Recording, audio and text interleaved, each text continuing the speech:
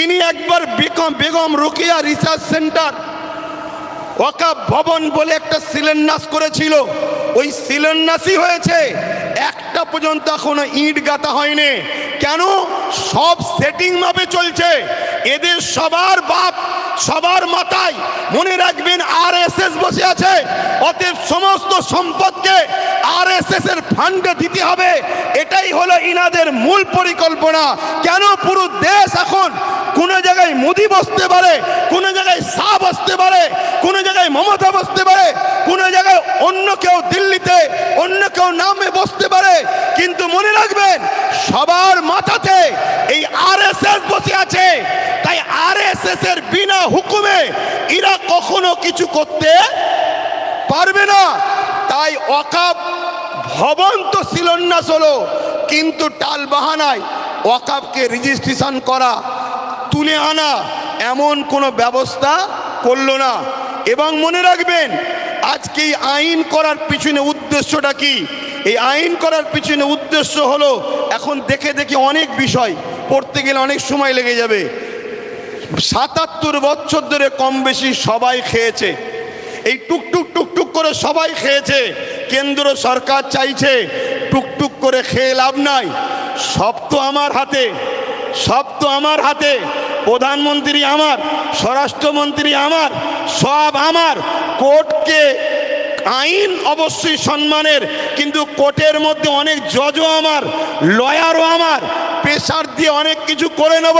তার প্রমাণ হলো ১.৫ ঘন্টার মধ্যে সাম্বালের মসজিদের জন্য আদেশ চাইল, সঙ্গে সঙ্গে দিয়ে দিল।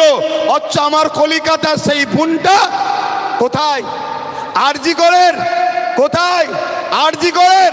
আজকে সেই বোন ইনসাফ পেল না। ১.৫ ঘন্টার মধ্যে মসজিদের তলায় কি আছে খোঁড়ার জন্য রায় পেয়ে যায়। এটা কি সেটিং ছাড়া অন্য কিছু হতে পারে? এটা সেটিং ছাড়া অন্য কিছু হতে পারে? এইভাবে কেন্দ্র সরকার দেখছে টুকটুক করে খেয়ে হবে না, টুকটুক করে নিয়ে হবে না। সবই তো আমার, প্রত্যেক জেলার প্রত্যেক রাজ্যের সিএমও তো আমাদের, প্রত্যেক জায়গার ডিস্ট্রিক্ট ম্যাজিস্ট্রেট শুরু করে সব দপ্তরই তো আমাদের। অতএব এই সুযোগে ওয়াকাফ ২০২৪ সংশোধনের নামে ওয়াকাফ সম্পদকে পুরো কবজা করে নাও। ৪৪টা ১৯৯৫-এর যে আইন হয়েছিল তা থেকে ৪৪টা চেঞ্জ করতে চেয়েছে। তার মধ্যে কয়েকটা রিপোর্ট আপনাদের বলছি। সর্বপ্রথম ধর্মের মধ্যে বিভাজন করতে চেয়েছে, বলতে চেয়েছে শিয়া সুন্নি দুটো বোর্ড হবে। বিজেপি চায় যত মুসলমান টুকরো টুকরো হবে, ভাগ ভাগ হবে, তত বিজেপির ফায়দা হবে। তাহলে শিয়া সুন্নি দুটো ভোট করতে চেয়েছে। যারা বলে এক দেশ এক ভাষা এক ভোট, তারা আবার হঠাৎ করে ওয়াকাফকে দুটো ভাগ করছে কেন? আমাদের মধ্যে টুকরো টুকরো ছোট ছোট করে দিতে চাইছে। কি করতে চেয়েছে? এর মধ্যে চেয়েছে ২০ জনের কমিটি ছিল সেন্টারে, সেটাকে ২১ জনের কমিটি করতে চাইছে। ১১ জন অমুসলিম ভাইকে ঢুকাতে চাইছে। আমি সম্মান, শ্রদ্ধা, ভালোবাসা রেখে, সম্প্রীতি রেখে আমার অমুসলিম ভাইদের বলবো, ভাই মনে দুঃখ নেবেন না, এটা আমার ছেলের সম্পদ, এটা আমার ছেলের রুজি রুটি, এটা আমার বাচ্চার হক, আপনি মেরে নেবেন না আমার সোনার ভাই। আপনার দেবত্ব সম্পদ আছে, সেখানে যদি আমরা মুসলমান বলি আমাদেরকে ঢুকাতে হবে। খ্রিস্টান ভাইদের সম্পদ আছে, আমরা মুসলমান যদি বলি সেকুলারের নামে ধর্মনিরপেক্ষ দেশ আমাদেরকে ঢুকাতে হবে, এটা অন্যায় হবে। কেন? দেবত্ব সম্পত্তি হিন্দু ভাইদের, তাদের বাচ্চাদের অধিকার, তাদের ধর্মীয় অধিকার, তাদের সংস্কৃতি অধিকার, সেখানে যেমন আমার যাওয়াটা উচিত হবে না। তাই আমার অমুসলিম ভাইদেরকে বলবো, কেন্দ্র সরকার আজকে আমার বাচ্চার রুটি কাটতে চাইছে, আমার মসজিদের আজান বন্ধ করতে চাইছে, আমার ধর্মীয় কালচারকে মিটাতে চাইছে। তাই খারাপ নেবেন না, আমাকে কমনাল মনে করবেন না, আমি সত্য কথা বলছি। আমার অধিকার কেন্দ্র সরকার মেরে নিতে চাইছে। তাই ২১ জন কমিটির মধ্যে ১১ জন অমুসলিমকে ঢুকাবে। তাহলে সংখ্যা গুরু অমুসলিম হয়ে গেল। যে কোনো সময় বাকি ১০ জনকে ল্যাং মেরে বাদ দিয়ে দেবে। তাহলে ওয়াকাফের মধ্যে আমাদের আর কেউ রইল? জোরে বলেন। কেরলের ১৪ বছরের মসজিদ নিলাম করে কর্পোরেশনদের হাতে তুলে দিতে অসুবিধে হবে। গুজরাটের ১৩ বছরের মসজিদ ভেঙে ওটাকে ওয়াকফ কর্পোরেশনদের হাতে, আদানি আম্বানির হাতে তুলে দিতে অসুবিধে হবে।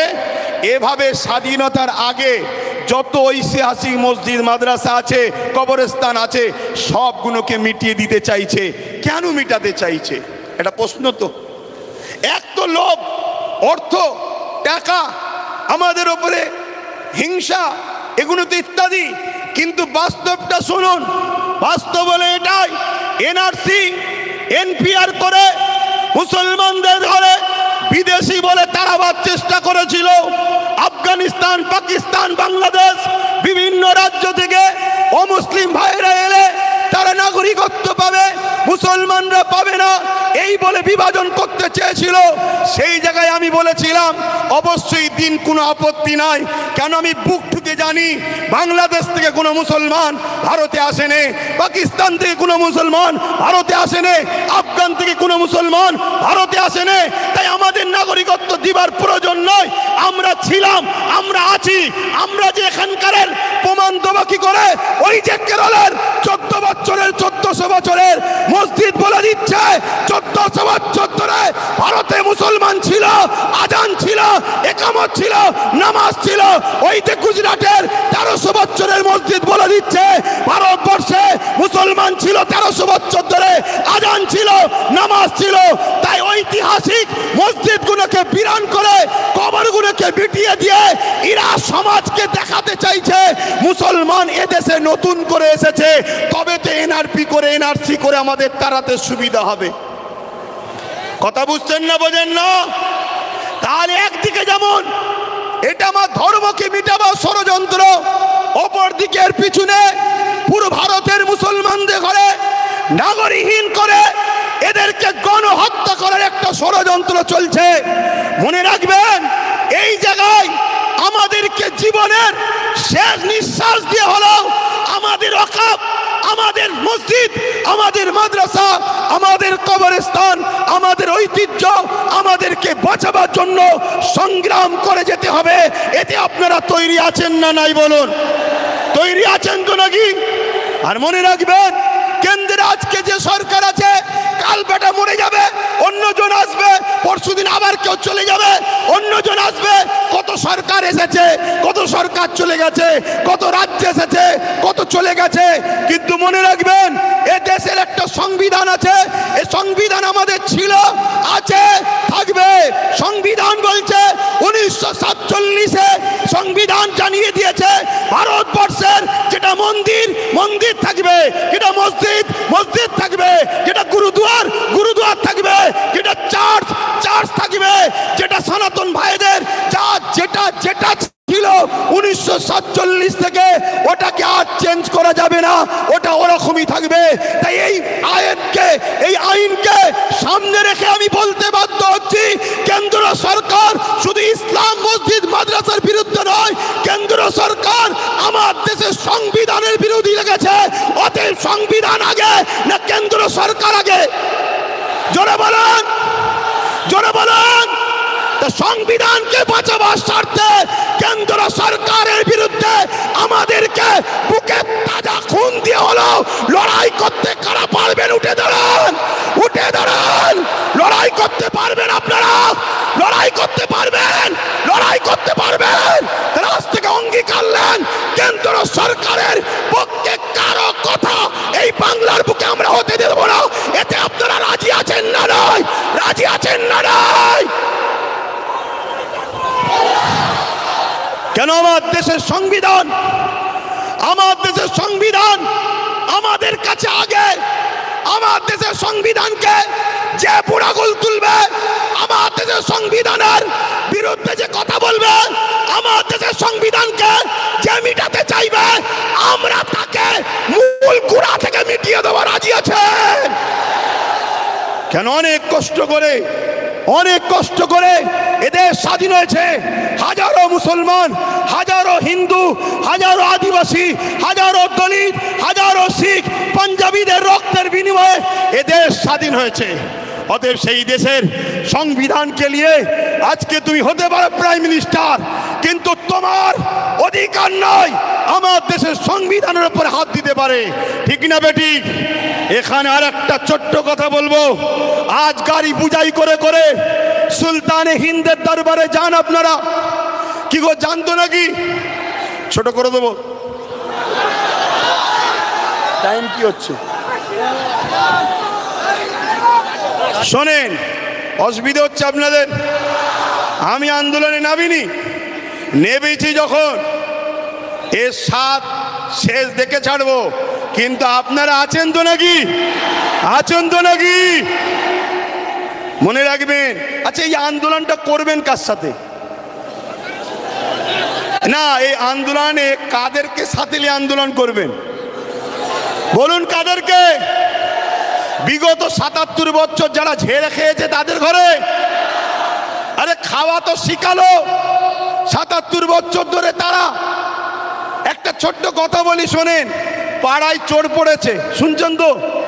পাড়ায় চোর পড়েছে, সবাই বলছে চোর ধরো, চোর ধরো, চোর ধরো। ওই ভিড়েতে চোরও ঢুকে যে বলছে চোর ধরো, চোর ধরো, চোর ধরো। শুনছেন না শোনেন রে?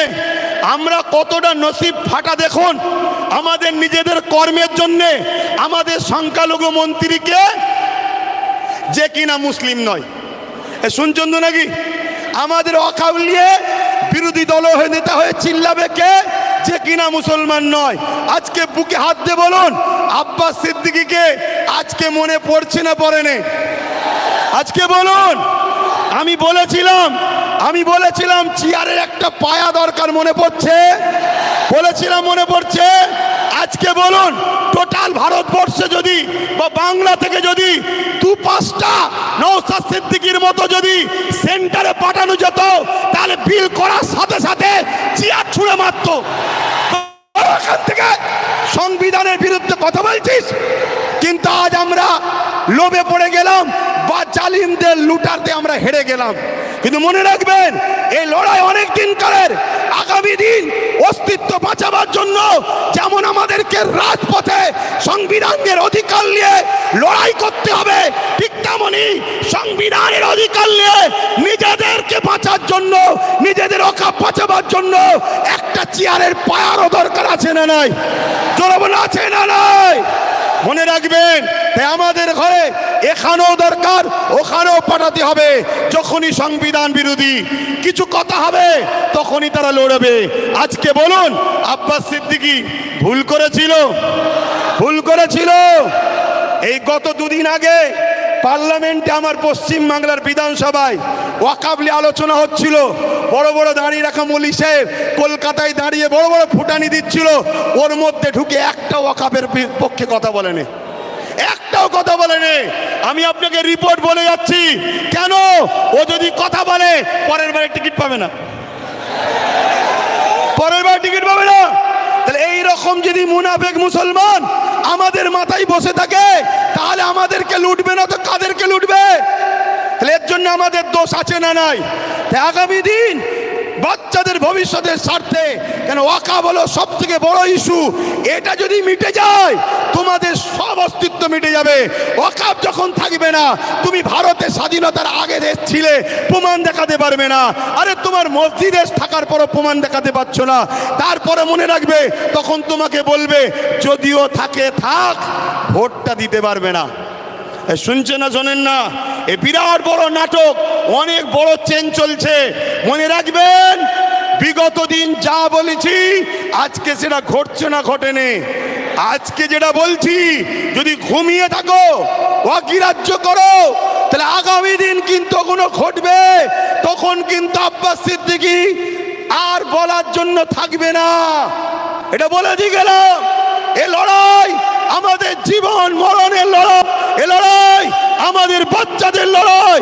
মুসলমান আমার কওমের ভাইয়েরা ওঠো, অন্য সমাজের মানুষের সঙ্গে ওয়াকাবলে নিজেরা বন্ধুর মতো আলোচনা করো, তাদেরকেও বুঝাও যে ভাই এ লড়াই কোনো হিন্দু মুসলমানের লড়াই নয়, এ লড়াই অন্য কোনো জাতি ধর্মের বিরুদ্ধে লড়াই নয়, এটা কেন্দ্র সরকার বিভাজন লাগাতে চাইছে।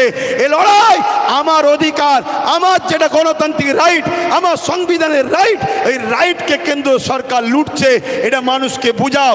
আজকে ছোট্ট একটা কথা বলি, আজকে আজমির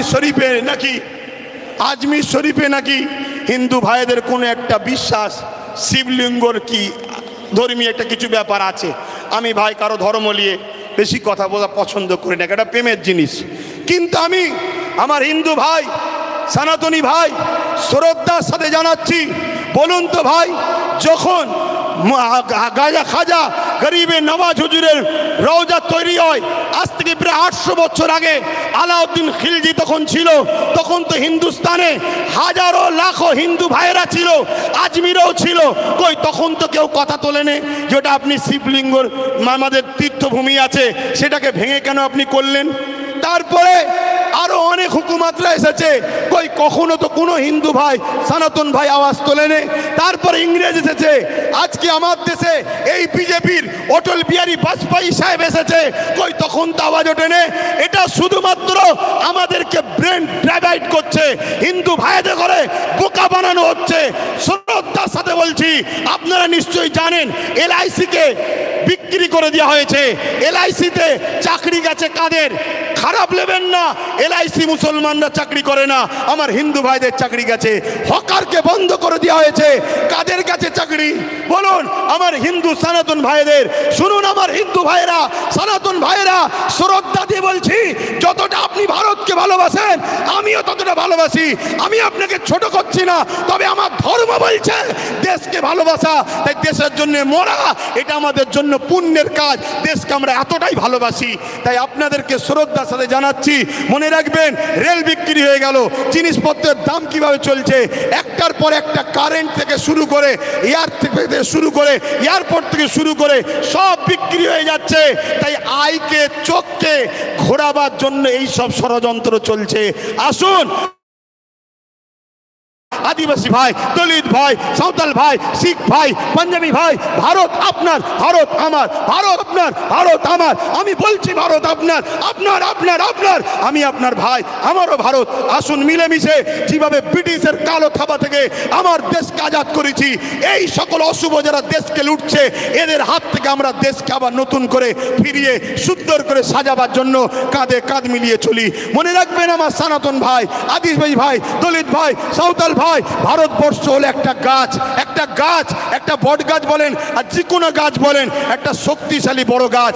এই গাছের অনেক শিকড় আছে, এই শিকড়ের নাম একটা সনাতন, একটা আদিবাসী, একটা দলিত, একটা সাঁওতাল, একটা বাগদি। মনে রাখবেন আমার ভাইয়েরা, একটা শিকড়ের নামও মুসলমান। যদি একটা শিকড় কাটে গাছ দুর্বল হবে, অর্থাৎ দেশ দুর্বল হবে। মনে রাখবেন আমরা কারো দয়াতে খাই না, আমরা খাই রাজ্জাক আল্লাহর দয়াতে খেয়ে থাকি। তো ভাইয়েরা আমার, এখানে মনে রাখবেন আজকে সব ষড়যন্ত্র চলছে, এই ষড়যন্ত্র থেকে আমাদেরকে খুব বুঝে বুঝে পা ফেলতে হবে। তাহলে এই লড়াই হিন্দুদের বিরুদ্ধে নাকি আদিবাসী, সাঁওতাল, বাগদি, খ্রিস্টান না, কোনো ভারতীয়দের বিরুদ্ধে লড়াই নয়। এই লড়াই সংবিধানের পক্ষে, সংবিধান মিটানোকারী কেন্দ্র সরকারের বিরুদ্ধে আমাদের এই লড়াই, ঠিক না বেটি? আজকে রাজ্য সরকারকেও এখান থেকে বলি, আপনাকে 35 বা 36টা MP দিয়েছে আমার সরল প্রাণ ভাইয়েরা, ভালোবেসে দিয়েছে, ঠিক আছে, আপনাকে বিশ্বাস করেছে, এই বিশ্বাসের ন্যূনতম হকটা আদায় করুন। যদি আপনি বিশ্বাসের উপযুক্ত না হন, আগামী দিন আপনার বামফ্রন্টের মতো অবস্থা হবে, সেটা পরের বিষয়। কিন্তু বিশ্বাসের উপযুক্ত হন। এই ভারতবর্ষে, এই বাংলায় 35 বা 36 না কটা 34টা MP দিয়েছে, 34টা। মনে রাখবেন বিল অকবার নিলে হবে না। অনেকে বলছেন অকবার নেবে না, অকবার নয়। যদি ক্ষমতা থাকে, কিভাবে দিদিমণি আসার সময় পার্লামেন্টে সংবিধান উল্টো ধরে চিল্লাচ্ছিল, দেখেন না, ছিঁড়াছিঁড়ি করছিল, ওই রকম ওখানে বক্সিং মারবেন ভেতরে। কথা বুঝছেন না, বোঝেন না? শেষবার চান্স দিচ্ছি, এ লড়াই লড়াই সংবিধানকে বাঁচাবার লড়াই, শুধু মুসলমানদের লড়াই নয়, সংবিধানকে বাঁচাবার লড়াই। আপনি সংবিধানের স্বার্থে করেন, আমাদের ভালো যদি নাও চান কমসে কম সংবিধানকে তো ভালোবাসেন, সংবিধানের স্বার্থে করেন। আরেকটা কথা রাজ্য সরকারকে বলে যায়, সেটা হলো এটাই, আপনার অনেক আইবি লোক আছে, পুলিশ বন্ধুরা রয়েছে, খবর আপনাদের কাছে চলে যাবে ঠিকই। শ্রদ্ধার সাথে বলছি, যে ওয়াদা করেছিলেন ওয়াকাফ ফিরিয়ে দাও, ফিরিয়ে দেব, এই ওয়াকাফকে ইমিডিয়েটলি ফিরিয়ে দেন। ওয়াকাফকে যারা দখল করেছে দখল মুক্ত করেন। এ কথা যখনই বলা হবে রাজ্য সরকার কি বলে জানেন, যে ওইভাবে বোল্ডুজার আমি চালাতে পারবো না। কিন্তু আমরা দেখেছি এই রাজ্য সরকার গরিব হকারদের করে বোল্ডুজার চালিয়ে ভেঙেছে। হ্যাঁ, দেখেছেন না? দেখেন না? তাহলে আমার হিন্দু ভাইয়েরা আদি সনাতন ভাইয়েরা, আমরা আপনাদের দুশ্মন নয়, মুদি দুশ্মনের নজর আপনাদের দেখাচ্ছে। চশমা খুলে ভাইয়ের নজরে দেখেন, আপনাদের জন্য আমার জান দিতে প্রস্তুত আছি আমরা, ঠিক না বেঠিক গো? হ্যাঁ, আমার হিন্দু ভাইয়েরা আমাদের নয়, তাই বলে দিলাম। তবে মনে রাখবেন, যদি কেউ মনে করেন যে আজ মনে হয় মুসলমানরা ফেঁসে গেছে, কেন সেন্টারে আমাদের, রাজ্যে আমাদের, সব জায়গায় আমাদের, তাহলে আমি বলবো সত্য এমন একটা জিনিস, পৃথিবীর সব মিথ্যা এক জায়গায় হয়েও সত্যকে মিটাতে পারে না। কিন্তু ইনসাফের স্বার্থে, ইনসানিয়াতের স্বার্থে বলে গেলাম। যাক, আমি সংক্ষেপ করছি, শেষ কথা আপনাদের কাছে বলি, আগামী দিন দিল থেকে বলুন, এই লড়াই কি এখানে শেষ না চলবে? এই লড়াইয়ের দুটো পন্থা আছে। একটা পন্থা হলো সংবিধান অনুযায়ী, সংবিধান যেভাবে রাইট দিয়েছে, সংবিধানের বাইরে গিয়ে আমি তাহলে নাই, সংবিধান অনুযায়ী কলিকাতার রাজপথ ধরে এই আন্দোলন পুরো দরকার হয়, একেবারে যেভাবে দখল নিয়েছে ওভাবে দখল নিতে হয়, লিয়া হবে। ঠিক আছে না বেঠিক? কথা বলেন, দরকার আছে না নাই? তো মনে রাখবেন, এ লড়াই চলবে, কিন্তু সংবিধানের ডায়েরির মধ্যে থেকে, সংবিধানের আন্ডারে থেকে, সংবিধানের বাইরে গিয়ে নয়। আর একটা কথা বলি, আপনারা বোকার মতো ছুটবেন না। ওই জায়গায় বললাম, চোর ভিড়ে ঢুকে বলছে চোদ্দার। যারা আন্দোলন করছে বিগত দিন তাদেরকে দেখা গেছে, যারা ওয়াকাফ ঝেড়ে খায় তাদের মুখে মুখ দিয়ে গুজুর করেছে। আমার একটু ভাষা খারাপ ভাই, কারণ আমার ছেলে শুকিয়ে আছে, তো আমার ছেলে তো খেতে পাই না, আমি তো গার্জেন, আমার বাচ্চা শিক্ষা পাই না, আমার বাচ্চা গরিব, আমার বাচ্চা কলকাতায় হোস্টেল পাচ্ছে না, পড়তে পাচ্ছে না, অথচ কলকাতায় 33 খানা এতিমখানাকে দখল করে রেখেছে শাসক। 33 খানা এতিমখানা রয়েছে কলকাতায়, ভিআইপি জায়গা রয়েছে, ওই জায়গাগুলোতে সব বিভিন্ন প্রমোটিং হয়ে যাচ্ছে, কোটি টাকার লেনদেন হচ্ছে রাজ ক্ষমতার জোরে। এমনি বলিনি যে রাজ ক্ষমতা দরকার, আরে আব্বাস সিদ্দিকী আসবে না, ওই নওশাদকে দিয়েছে, ওটাই থাকবে তোদের সাথে। আমি আমার যেটা করছি করব, কিন্তু তোমাদেরকে ভাবাচ্ছি, তোমরা ভাবো আজকে বিধানসভায় এতগুলো তো মুসলিম এমএলএ রয়েছে, এমপি রয়েছে, এই গত পরশু দিনে আলোচনা হয়েছে, কারো মুখে কথা নেই। তোমাদের নওশাদ, ভাঙড়বাসী, তোমাদের নওশাদ, তোমরা গর্ব করো, তোমাদের নওশাদ। তোমাদের এই ভাঙড়ে পাওয়ার গ্রিগেড যখন তৈরি হয় 3 বিঘে ওয়াকাফ জায়গা ঝেড়ে নিয়েছে। আমি বলে যাচ্ছি, মিলিয়ে 3 বিঘে ওয়াকাফের জায়গা পাওয়ার গ্রিডের নামে নিয়েছে। পাওয়ার গ্রিডের প্রয়োজন আছে না নয় ভাঙড়বাসী জানে, ও বিষয়ে যাচ্ছি না, আরো জায়গা আছে তো, কিন্তু ওয়াকাফ নিবি কেন? কথা বুঝে আসছে? আমি একটা ছোট্ট কথা বলবো, অনেকে বলতে পারে নওশাদ কি করলো, আমি একটা কথা বলবো, ওর আমি বড়, আমার ধর্মীয় হিসাব অনুযায়ী ও আমার জুতো ঘুরিয়ে দিতে হবে, ওর বড় ভাই আমি, সম্মানের দিকে। কথা বুঝে আসছে? আমি ওর নাম করতেছি না। আমি একটা ছোট্ট কথা বলবো, ভাঙড়ে এয়ারপোর্টের নামে জমি নিতে গেছিলো, জানেন তো? নিতে পেরেছে? এটা তোমরাই তোমাদের নিজেদের তকদিরকে, আল্লাহর হুকুম তো বটে, করেছো ভালো। কি যদি ও না থাকতো, অন্য কেউ থাকলে একদিন সই করে জমিলে লাখ হাজার মুসলমানদের ঘরে উচ্ছেদ হয়ে যেত। কথা মাথায় ঢুকছে? কিন্তু ওই নেশার ঘোর এখনো কাটেনি। শুধু একটাই করো, যেখানে মুসলমান গ্রুপ বেশি হয় কেস দিয়ে তুলে দাও, নাই ভোটাভুটিতে ভাগ করে দাও, আর না হয় জমি অধিগ্রহণের নামে কেড়ে দাও। তো ভাই, আমি আর কথা বাড়াবো না। আগামী দিন আপনারা আমার সাথে আছেন তো নাকি? কথা বলুন, আছেন তো নাকি? একেবারে সত্য হাত তো এটা, একদম কোনো ধোকা নয় তো। অনেক কষ্ট করে যেতে হবে, গাড়ির পয়সা খরচ করে। সরকার নয়, আমি সরকারি ফান্ড নেই, সরকার নয়, সরকারি ফান্ড নেই। আর আমাকে পিছন থেকে সরকারও দেয়নি যে আব্বাস তুমি একটু নেমে যাও, আমাকে বলুনি, শুধু ওইদিকে বলো না, আটানা যে খাবে সেও চোর, 1 টাকা যে খাবে সেও চোর। কথা বুঝে আসছে না? নাই তো সেই জায়গায় হাত নামান। আগামী দিন ভাই আমার সবাইকে একটু সংগঠিত হতে হবে। মা বোনেদের ঘরে বাড়ি বাড়ি গিয়ে শোনাবেন যে ওয়াকফ আমাদের বাঁচাতে গেলে গণতান্ত্রিক প্রক্রিয়ার সংগ্রাম যেমন, আর একটা হলো কি, লাঠি তৈরি করতে হবে। লাঠি বোঝেন না? হ্যাঁ, যেখানে বিল হচ্ছে সেখানে যদি আপনার লোক থাকে বিল ধরে ছিঁড়ে ফেলবে, বেশি কথা বললে চেয়ারের উল্টো দিক দিয়ে দেবে। ওই দরকার আছে না? নাই। হ্যাঁ, কেন তুমি সংবিধান বিরোধী কাজ করছো? এর জন্য লোক দরকার আছে। আর এই ত্যাগ স্বীকার করতে আপনাদের ঘরে একটা জিনিস করতে হবে কি, নিজেদের মধ্যে আমি বড় হব, আমি বড় হব, আমি বড় হবে স্বপ্ন ছাড়তে হবে। নিজের বাচ্চার ভবিষ্যতের জন্য আসো, সব কিছু কুরবান করো, লোভ লালসা কুরবান করো, চিটিংবাজি ধোকাবাজি কুরবান করো। 2-4টে গাদ্দারি করেছে বলে চিন্তা করনি, মনে রাখবে ও গাদ্দারদের চিন্তা করার দরকার নেই।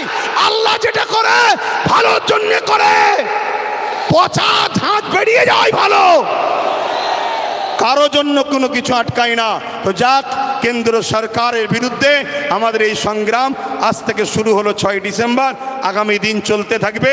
শেষ কথা আবার বলি, বাবরি মসজিদ ইনশাল্লাহ, বাবরি মসজিদ ইনশাল্লাহ, বাবরি মসজিদ ইনশাল্লাহ, বাবরি মসজিদ ইনশাল্লাহ।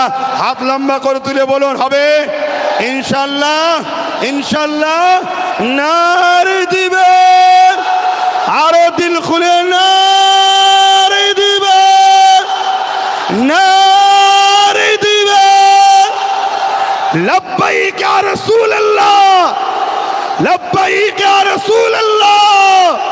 ভারতবর্ষ, ভারতবর্ষ, ভারতবাসীর ঐক্য, ভারতবাসীর ঐক্য, ভারতবর্ষের সংবিধান নারে দিবেন।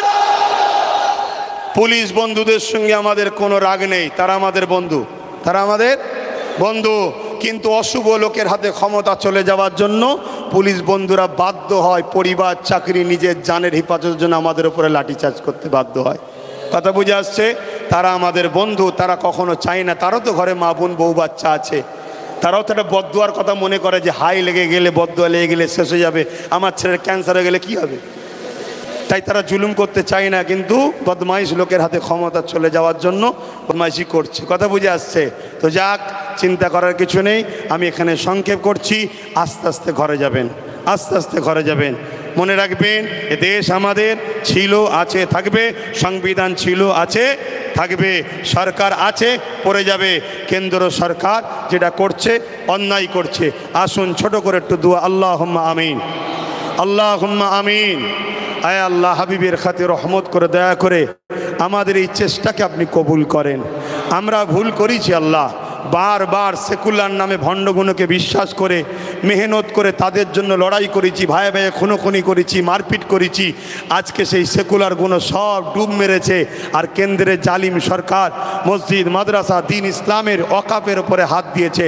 মালিক, আপনার কাছে দোয়া চাই, ফেরাউন যেভাবে মিটেছে এদেরকেও মিটাবেন, নমরুদ যেভাবে মিটেছে এদেরকেও মিটাবেন, সাদ্দাত যেভাবে মিটেছে এদেরকেও মিটাবেন। মালিক, আমার দেশকে এই জালিমদের হাত থেকে হেফাজত করুন। আমার দেশের সেনাবাহিনী, পুলিশ বাহিনী, বিএসএফ বাহিনী যারা সংবিধানকে নিয়ে চলে তাদেরকে সুস্থ জীবন দিন, তাদেরকে পরিবার বাচ্চাদেরকে হাসি খুশিতে রাখেন। আমার দেশের সনাতনী, হিন্দু, জৈন, খ্রিস্টান, শিখ, পাঞ্জাবি, বৌদ্ধ, সমস্ত ধর্ম, বর্ণের, ভাষার মানুষ সবার মধ্যে মানববন্ধন দিন, সবাইকে মিলেমিশে রাখেন।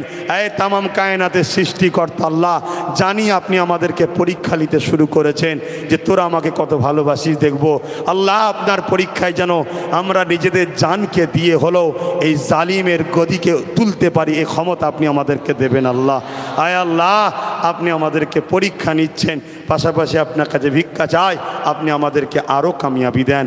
এখান থেকে দোয়া আছে আমার ছোট ভাইকেও আপনি কামিয়াবি দেন, আরও যারা নাই পরাণ সত্যের সাথে কাজ করছে তাদেরকেও কামিয়াবি দেন। মালিক ধোঁকাবাজ, চিটিংবাজ, প্রতারণাকারী, ছদ্মবেশী, মুনাফিক মুসলমানদের থেকেও আমাদেরকে সতর্ক থাকার তৌফিক দেন। আমার রাজ্যকে সুন্দর রাখুন, ভালো রাখুন, নিরাপদে রাখুন। প্রশাসন বন্ধুদেরকে আল্লাহ তাদেরকেও সুন্দর জীবন দেন। তাদের উপরে অনেক চাপ প্রেশার, তারপরেও দোয়া চাই মালিক তাদের পক্ষ থেকে যারা নিরপেক্ষভাবে কাজ করে তাদেরকে ভালো রাখবেন। আর যদি কেউ গায়ের জোর, পাওয়ারের জোর দেখায় মালিক, তার বিচারও আপনার কাছে দিলাম মালিক, আপনি তাদের বিচার করবেন। এই সাধারণ মানুষকে আপনি হেফাজত করবেন। এই সংগঠনের ছেলেদের প্রচেষ্টাকে কবুল করুন। আমিন। লা ইলাহা ইল্লাল্লাহ মুহাম্মদ রাসূলুল্লাহ। আসসালামু আলাইকুম।